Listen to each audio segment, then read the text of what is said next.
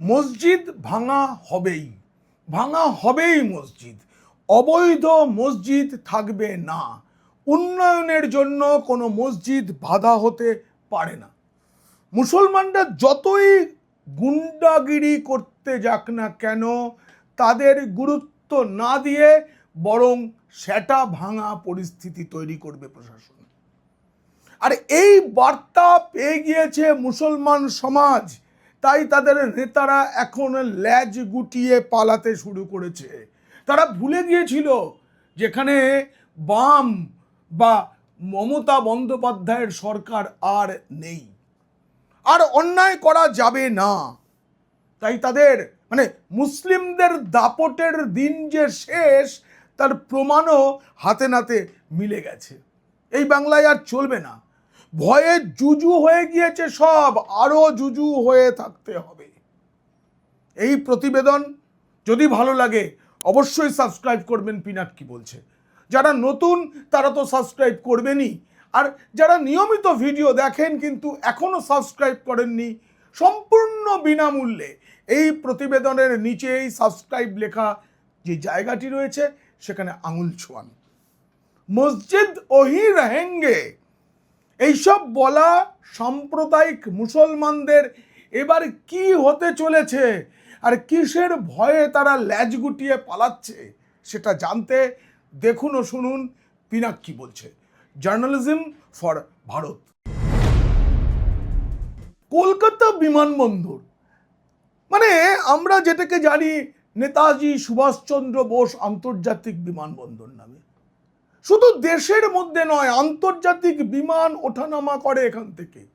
প্রতিদিন শয়ে শয়ে বিমান যায়, কার্গো বিমান যায়, আর তার মধ্যে এত দিন ধরে একটা মসজিদ রয়ে গেছে। সেই জ্যোতি বসুর আমল থেকে বুদ্ধদেব ভট্টাচার্য এসেছেন, মমতা বন্দ্যোপাধ্যায় এসেছেন, তারা সবাই জানতেন। এয়ারপোর্ট অথরিটি বারবার বলেছে, কিন্তু মসজিদটা সরানো হয়নি। এই মসজিদ না সরানোর ফলে কি হয়েছে জানেন? আমাদের এই কলকাতা এয়ারপোর্ট রাজ্যের প্রধান এয়ারপোর্ট, এমনিতেই আমাদের রাজ্যে এয়ারপোর্ট কম, এখন আরও একটি এয়ারপোর্ট কলকাতা বিমানবন্দরের কাছাকাছি বানানোর পরিকল্পনা চলছে। সেই বিমানবন্দরে বিমান ওঠা নামায় বাড়তি সতর্কতা নিতে হয়। আপনারা যারা নিয়মিত বিমানে চড়েন তারা জানেন, টেক অফের আগে একটা রানওয়েতে ছুটতে হয়। সেই রানওয়ে যেটা রয়েছে সেটাকে একটু বাড়াতে হবে, এটা অনেক দিনের প্রয়োজন। 3 দশক ধরে বারবার বলেও সে কাজটা হচ্ছিল না। আর বর্তমান সরকার মাত্র তো কয়েক সপ্তাহ হয়েছে ক্ষমতায় এসেছে, শুরুতেই নির্দেশ দিয়ে দিয়েছে নামাজ পড়া বন্ধ। যে গেট দিয়ে নামাজ পড়ার জন্য বিমানবন্দরে ঢোকা হতো সেই গেটটাও বন্ধ হয়ে গিয়েছে। এর প্রতিবাদে নাকি খুব বড় আন্দোলন হবে। আন্দোলনের দিনক্ষণ সব ঠিক হয়ে গিয়েছিল, তারপর পরিস্থিতি বুঝে ল্যাজ গুটিয়ে পালিয়েছে। কেন পালিয়েছে জানেন? বলবো, সেটাও বলবো। এদিকে ওই মাকু শেকু পাকুড়া তারা কিন্তু শুরু করে দিয়েছে নিন্দা করা শুরু করে দিয়েছে। তাদের সমর্থন ওই সিদ্দিকুল্লাহ চৌধুরীর দিকে। কে সিদ্দিকুল্লাহ চৌধুরী? তিনি জামেতায়ে উলেমা হিন্দ নামে একটা সংগঠনের তিনি রাজ্য সভাপতি, আবার তিনি তৃণমূলেরও নেতা। একই সঙ্গে একটি সাম্প্রদায়িক দলের নেতা হয়ে আবার তিনি নেতা, এবং তিনি এ রাজ্যের মন্ত্রীও থেকেছেন। এই যে সিদ্দিকুল্লাহ চৌধুরী দিনের পর দিন, আজকে বাংলা থেকে তাসলিমা নাসরিনকে যে তাড়িয়ে দেওয়া হয়েছিল বাম জমানায়, তারও মূল হোতা ছিলেন তিনি। এখন তিনি বলছেন শুভেন্দু অধিকারী তথা বিজেপি সরকারের আমলে 1 কোটি মুসলিম নিয়ে নাকি তিনি প্রতিবাদ জানাবেন। কত সোজা। বাকরা মসজিদ, হ্যাঁ অনেক দিনের পুরনো, অনেক পুরনো বলে কি সেটাকে উন্নয়নের জন্য রেখে দিতে হবে? প্রতিবাদে 1 কোটি মুসলমান নাকি রাস্তায় বসে নমাজ পড়বে। প্রতিদিন বিপদের ঝুঁকি। হ্যাঁ, তারা বলছেন যে এটা একটা 163 বছরের মসজিদ, কিন্তু কোনো স্থাপত্য নিদর্শন তো নয়। এবং এটাও বলা হয়নি যে এই মসজিদটা ভেঙে দিয়ে আমরা ওখানে সবকিছু করব, কিন্তু তোমাদের ধর্মাচরণের সুযোগ দেবো না। এই রাজ্যে প্রচার করা হয়েছিল বিজেপি ক্ষমতা এলে মুসলিমরা খুব খতরে মেয়ে থাকবে।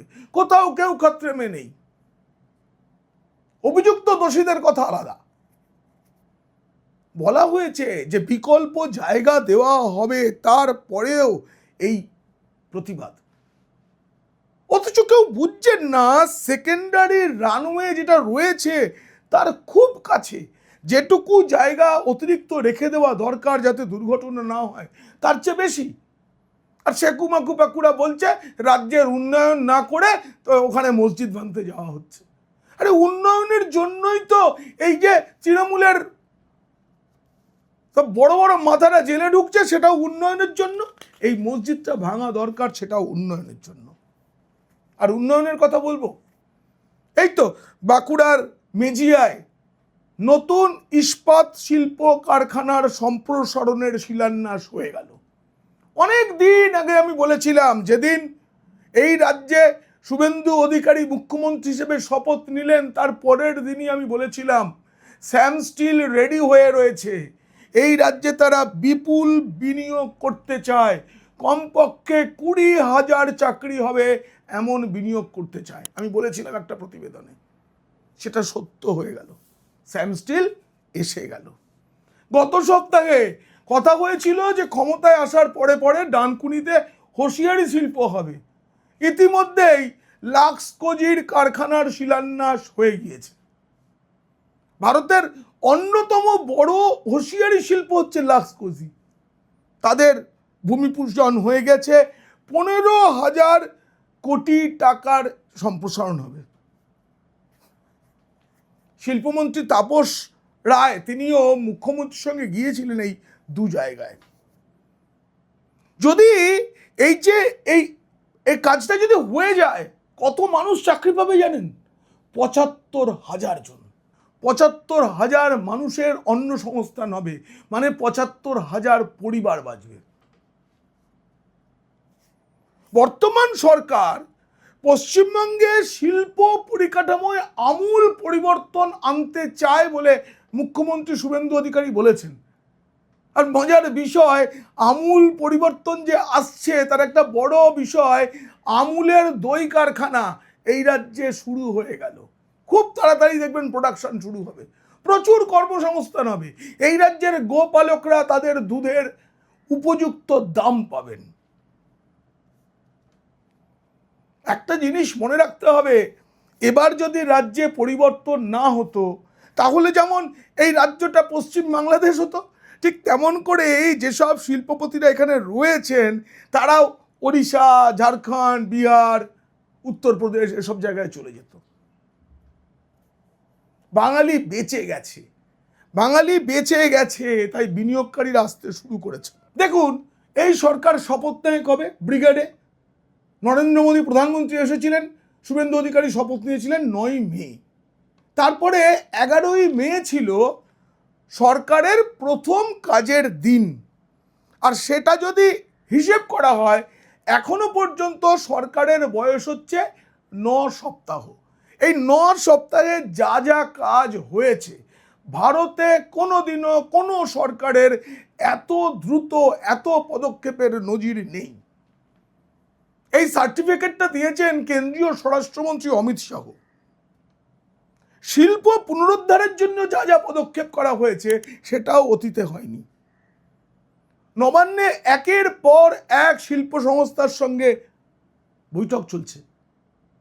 ইতিমধ্যে জাপানের মিৎসুবিশি তারা এসে জানিয়ে দিয়েছে যে আমরা এখানে সেমিকন্ডাক্টর ক্ষেত্রে বিনিয়োগ করতে চাই। এ রাজ্যে অতীতে এই বিনিয়োগ হয়নি। আরো অনেক বড় বড় গোষ্ঠী, ধুলাগড়ে হচ্ছে তো আমুলের ওই দই কারখানা, 4,000 কোটি টাকা বিনিয়োগ হবে এবং ওদেরকে জমি দিতে হচ্ছে না। আমুলের জমি ছিল, কিন্তু আমুল এতদিন কারখানা করার সাহস পায়নি। আর এই সরকার আসার পর তারা সহজে সব কিছুর ছাড়পত্র পেয়ে গিয়েছে।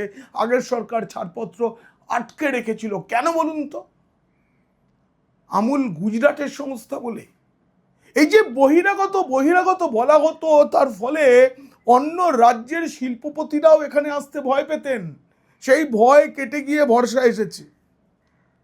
আদানি গোষ্ঠী নাকি খুব খারাপ।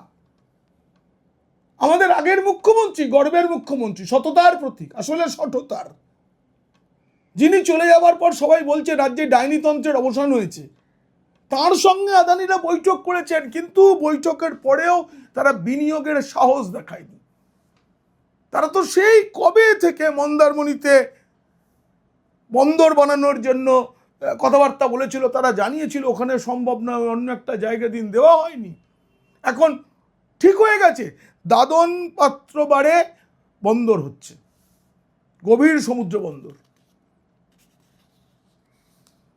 তার মানে এই যে উন্নয়নে গতি এসেছে, এই গতিটাকে যারা সহ্য করতে পারছে না তারাই কেন মসজিদ ভাঙা হবে সে নিয়ে প্রশ্ন তুলছেন। কিন্তু মসজিদ ভাঙা হবেই, নমাজ বন্ধ হয়েছে, গেট বন্ধ হয়েছে। এবার আমি বিস্তারিত বলবো কত বিশৃঙ্খলভাবে বিষয়টা চলতো। ইতিমধ্যে রাজ্যে দুটো ব্যাটারি প্রস্তুতকারী সংস্থা কথা দিয়ে গেছে তারা কারখানা করবে, তারা জায়গা খুঁজছে, রাজ্য সরকার বলেছে জায়গা আমরা দেব। ফ্লিপকার্ট ছাড়া ভারতে ব্যবসা করছে, আমরা প্রত্যেকেই তার থেকে কেনাকাটা করি, কিন্তু এই রাজ্যে প্রথমবার হরিণঘাটায় হবে ফ্লিপকার্ট তাদের বড় একটা কি বলবো প্রকল্প নিয়েছে, যার ফলে বাংলার ছেলেদেরই কর্মসংস্থান হবে, ছেলেদের শুধু নয় মেয়েদেরও হবে, বাংলার ছেলে মেয়ের। এবং তারা মুখ্যমন্ত্রীকে আশ্বাস দিয়েছেন দুর্গা পুজোর আগেই তারা কাজ শুরু করে ফেলবে। 34 বছরের যে বাম আমল, সেখানে বন্দুক দিয়ে গুলি চালিয়ে জমি নেওয়া হয়েছে, আমরা জানি তো, সিঙ্গুর নন্দীগ্রাম আমরা জানি। 15 বছর ধরে তৃণমূল বিনিয়োগকারীদের বলেছে আপনারা গিয়ে জমি কিনুন, সরকার এর মধ্যে থাকবে না। কারণ ওই জমি আন্দোলন থেকেই তো উঠেছিলেন পিসিমণি, তারপরে প্যারাসুট করে নেমেছিলেন ভাইপো, তাই বলেছিলেন জমিতে আমরা নেই, আপনারা গিয়ে কিনে নিন। আচ্ছা বলুন তো, কোন শিল্পপতি এই রাজ্যে এসে দরাদরি করে কৃষকদের থেকে হোক বা অন্য কারো থেকে হোক জমি কিনবে? এই সরকার বলে দিয়েছে কত জমি লাগবে বলুন, আমরা জমি কিনে আপনাদের দিচ্ছি, জোর করেও অধিগ্রহণ করা হবে না, সবাইকে ন্যায্য মূল্য দিয়ে জমি নেওয়া হবে, আবার বিনিয়োগকারীদের সেই জমি দেওয়া হবে। বিনিয়োগকারীদের দরজা দেখিয়ে দেওয়া হবে না যে যাও বাবা তোমরা গিয়ে জমি কিনে নাও। শুভেন্দু অধিকারী এর মধ্যে একদিন বলেছেন যে প্রথমেই আইন শৃঙ্খলা ঠিক করা দরকার ছিল, সেই কারণেই রাজ্য সরকার গুন্ডা দমন আইন চালু করেছে। অনেকে এই আইন নিয়ে ভয় পাচ্ছেন, কিন্তু ভয় পাওয়ার কোনো কারণ নেই। কোনো গুন্ডাগিরি করা বা গুন্ডাগিরির পরিকল্পনা না করলে, ওই যে বললাম মুসলমান নেতারা ল্যাজ গুটিয়ে পালাচ্ছেন, তারাও কিন্তু এই আইনটার ভয়ে, বলবো আমি বিস্তারিত। আর কারখানার বিষয়ে বলছি, শুভেন্দু অধিকারী বলেছেন কারখানার গেটে তালা লাগালে হাজতের ভিতরে থাকতে হবে। সে তুমি বিজেপি সমর্থিত কোনো শ্রমিক সংগঠনই করো আর সিটু করো, কারখানার গেট ভেঙে দিলে তার 3 গুণ টাকা আদায় করা হবে। কোনো গুন্ডাগিরি চলবে না, no syndicate, no cut money, no উসুলি। সরকার জানতে পারলেই ভেঙে গুড়িয়ে দেবে, মানে এই সিস্টেমটাকে। আমি আগে বলছিলাম, আবার বলছি যে আগের সরকার, মানে সততার প্রতীকের সরকার, বারবার বহিরাগত বহিরাগত বহিরাগত এটা বলে বলে ভোটে হেরে গেছে, কিন্তু শিল্পকেও আটকে রেখেছিলেন। এখন তো মুখ্যমন্ত্রীর বিশেষ কাজ নেই, তিনি একটু ঘুরে ফিরে দেখুন না, দিন রাত তো খালি গুনছেন আমার সাথে কজন রইল, হারাধনের 10টি ছেলের মতো গুনতে গুনতে ক্রমশ কর কমে যাচ্ছে। এই শ্যামশ্রীনের প্ল্যান্টে গিয়ে মুখ্যমন্ত্রী শুভেন্দু অধিকারী পুরোটা ঘুরে দেখার পর তারপর বলেছেন তো একবার ভেতরটা ঘুরে দেখে আসুন, দেখে এলে ওদের আর বহিরাগত বলবেন না। সেখানে মন্দির আছে, সবুজায়ন আছে, তেমনি নেতাজি, রবীন্দ্রনাথ, তাদের ছবিও আছে, তাদেরও পুজো করা হয় এই কারখানার ভেতরে। এইবার বলি ওই বাঁকড়া মসজিদ, দেখুন আগেই বলেছি যে 3 দশক ধরে আমাদের এয়ারপোর্টের বিস্তার হচ্ছে না। এই যে বিস্তার হচ্ছে না, এটা শিল্প বিনিয়োগ তার জন্যও অন্তরায়। কারণ গতি ছাড়া প্রগতি হয় না। যারা শিল্পপতি আসবেন তারা খুব ভালো বিমানবন্দর দেখতে চান, বিমানবন্দর থেকে সংযোগের যে রাস্তা সেগুলো দেখতে চান। বিমানবন্দর পর্যন্ত মেট্রো রেল চালুই করা যায়নি এক পিসিমণির কারণে, যেটা খুব তাড়াতাড়ি শুরু হয়ে যাবে, কাজ প্রায় শেষের দিকে। মনে রাখতে হবে জাতীয় সুরক্ষার ক্ষেত্রে বিমানবন্দরের নিরাপত্তা সবার আগে দেখা দরকার, খুব প্রয়োজন। কারণ আমাদের বিমানবন্দরের যে লোকেশন কলকাতা বিমানবন্দরের, সেটা বাংলাদেশ থেকে খুব বেশি দূরে নয়। চীন বাংলাদেশ সব কাছাকাছি, তো এটা আন্তর্জাতিক বিমানবন্দর। বিদেশিরা ভরসা করবেন তো যখন এটা নিরাপত্তা বেশি হবে। আর তার একটা দরজা খোলা থাকবে শুধুমাত্র কয়েকজন মুসলিম, 50 থেকে 60 জন গড়ে, যারা প্রতিদিন ওখানে নামাজ পড়তে যান, যেটা অন্য যে কোনো মসজিদে সেটা পড়ে ফেলা যায়।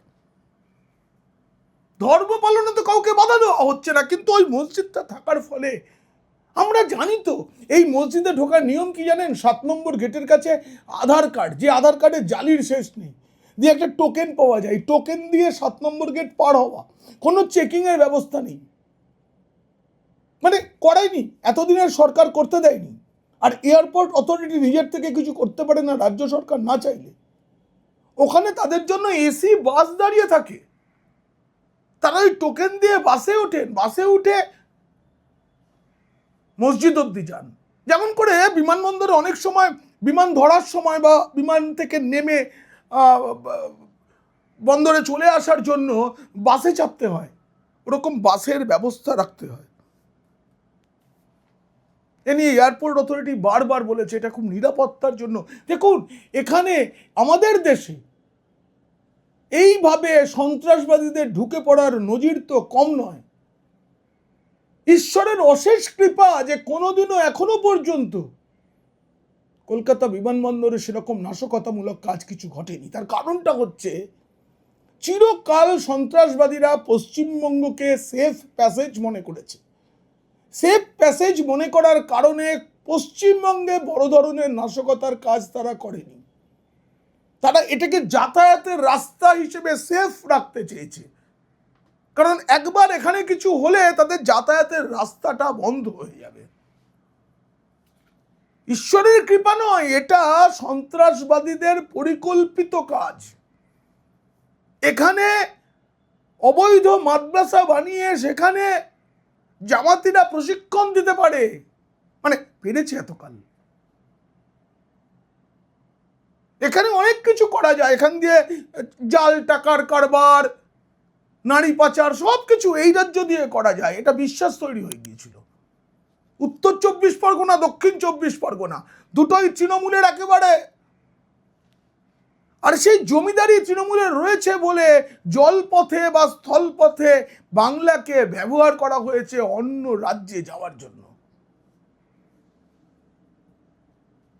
এখন 7 নম্বর গেট বন্ধ, নমাজ পড়া বন্ধ, বাঁকড়া মসজিদ কর্তৃপক্ষকে বলে দেওয়া হয়েছে।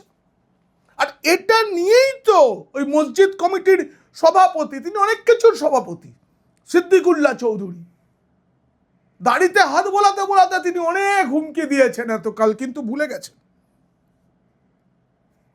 তিনি বলছেন সব রেকর্ড নিয়ে এসো, অথরিটিকে আমরা চিঠি দেবো, বাড়াবাড়ি করবেন না, এখানে নামাজ চলুক, তা না হলে আমি 1 কোটি মুসলমানকে নিয়ে এসে রাস্তায় বসে নামাজ পড়ব। তারপরে শুক্রবার ছিল নামাজ পড়তে আসার দিন, পুলিশ ছিল স্বাভাবিকভাবেই। আর আন্তর্জাতিক বিমানবন্দর, তার নিরাপত্তার জন্য সিআইএসএফ তো থাকেই। এসেছেন, কথা বলেছেন, পুলিশ সুপার ছিল উত্তর 24 পরগনা, তার সাথে কথা বলার পর ল্যাজ গুটিয়ে পালিয়েছেন, বলেছে আপাতত কর্মসূচি স্থগিত। উত্তর 24 পরগনার জেলা প্রশাসন, বিমানবন্দর কর্তৃপক্ষ এবং এই যে জামিয়াত উলেমার রাজ্য সভাপতি সিদ্দিকুল্লাহ চৌধুরী, এদের সঙ্গে কথা বলে একটা বিকল্প জায়গার খোঁজ চালাচ্ছেন। সেই সময় এত মতলবি কিসের, এত মস্তানি কিসের? কিন্তু পালালো কেন? গুন্ডা দমন আইন। এই আইনের যারা সমালোচনা করছেন তারা একবার ভাবুন, এই যে 1 কোটি মানুষকে নিয়ে গিয়ে আমি করবই, এই যে হুমকি, আমি ওই জায়গার আইন শৃঙ্খলা পরিস্থিতি নষ্ট করবই, এই হুমকি দিলেও গুন্ডা দমন আইনে তিনি গ্রেপ্তার হতে পারেন। এই কথাটা তার কানে কানে ফিসফিস করে বলে দিয়েছেন এক পুলিশ কর্তা। এরপরেই তিনি বলেছেন ঠিক আছে ঠিক আছে হবে, নামাজ আপাতত বন্ধ থাক, তবে দেখছি আমি কবে কি করা যায়। আবার নিজের কমকেও তো খুশি রাখতে হবে, তাদেরকে বলেছেন। 136 বছর ধরে চলছে, তার জন্য নাকি ভাঙা যাবে না। এটার আসল নাম হচ্ছে গৌরীপুর জামে মসজিদ, স্থানীয়ভাবে বাঁকড়া মসজিদ বলে ডাকা হয়। এই যে বিশরপাড়া মৌজা জমি অধিগ্রহণ করা হয়েছিল সেই বিমানবন্দর যখন তৈরি হচ্ছে, তখন ওই মসজিদটা ওখানে ছিল, সব সমিতি জমিটা নেওয়া হয়। এই যে মসজিদ, এটা কিন্তু ওয়াকফ সম্পত্তি, কারণ ব্যক্তিগত নয়। এর স্থানান্তর দরকার, এইটুকু বলেছিল জ্যোতি বসুকে, শোনেননি তিনি। মুসলমান ভোট চলে যাবে। বুদ্ধদেব ভট্টাচার্যকে শোনেননি তিনি। মমতা বন্দ্যোপাধ্যায় তো শুনবেনই না, ওনার কাছে দুধেল গাইদের মসজিদ, সেটা ভাঙা যায় নাকি? এখনো সেখানে টোকেন নিয়ে যাতায়াত। মানে বিশেষজ্ঞরা বলছেন রাজারহাটের দিক থেকে যদি কোনো বিমান নামে বিমানবন্দরে, তাহলে এই যে রানওয়েতে বিমান দাঁড় করাতে না পারলে, কোনো কারণে একটু ভুলচুক হলে সরাসরি মসজিদে ধাক্কা মেরে একটা দুর্ঘটনার আশঙ্কা। দীর্ঘদিন ধরে এই আশঙ্কাকে মেনে নিয়েই বিমানবন্দর চলছে। আমরা ভুলিনি তো কোঝিকোড়ে 2020 সালে বিমান দুর্ঘটনা কিভাবে হয়েছিল, সেখানেও তো এরকমই। এখন চলছে, জমি খোঁজা চলছে, আপাতত নামাজ পড়া বন্ধ আছে। এদিকে আবার সিদ্দিকুল্লাহ চৌধুরী বলছেন ওরা চিঠি দিন, আলোচনায় কাদের ডাকতে হবে, দারুল উলুম, জামিয়াত এবং বিমানবন্দর কর্তৃপক্ষ, 3 জনের থেকে নাকি ওরা সিদ্ধান্ত নেবে। আমি তো একা নিতে পারি না। এটাই কানে কানে বলে দেওয়ার পর যে গুন্ডা দমন আইনটা কিন্তু চালু হয়ে গেছে, আপনি যে হুমকি হুঁশিয়ারি দিচ্ছেন তাতে কিন্তু আপনাকে জেলে বসে দাড়িতে হাত বোলাতে হবে। মাত্র 50-60 জন। দেখুন, পশ্চিমবঙ্গের মুখ্যমন্ত্রী শুভেন্দু অধিকারী ওই যে মেচেদায় একটা মধ্যে সভা করতে গিয়েছিলেন, তিনি স্পষ্ট করে বলেছেন কাউকে ধর্ম পালনে বাধা দেওয়া হবে না।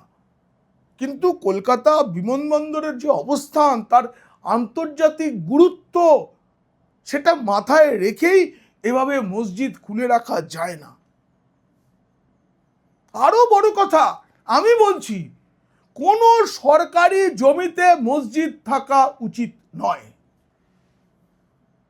বৃহত্তর স্বার্থে কোথাও কোনো মসজিদ সরিয়ে ফেলতে হলে সেটা ধর্মের ক্ষতি করে না। আল্লাহ অত কম কারণে অসন্তুষ্ট হন না। একইভাবে হিন্দু কোনো মন্দির যদি এমন জায়গায় থাকে যার জন্য উন্নয়নের বাধা হচ্ছে, সেই মন্দির সরিয়ে ফেলা উচিত। তাতে ভগবান রুষ্ট হন না, ভগবান খুশি হন যদি ওই মন্দিরটা সরিয়ে ফেলার ফলে ওখানে উন্নয়নমূলক কাজ হয় এবং তার ভক্তরা, তার মানুষেরা, সন্তানেরা যদি হাতে কাজ পান, যদি বাংলা বিকশিত হয়।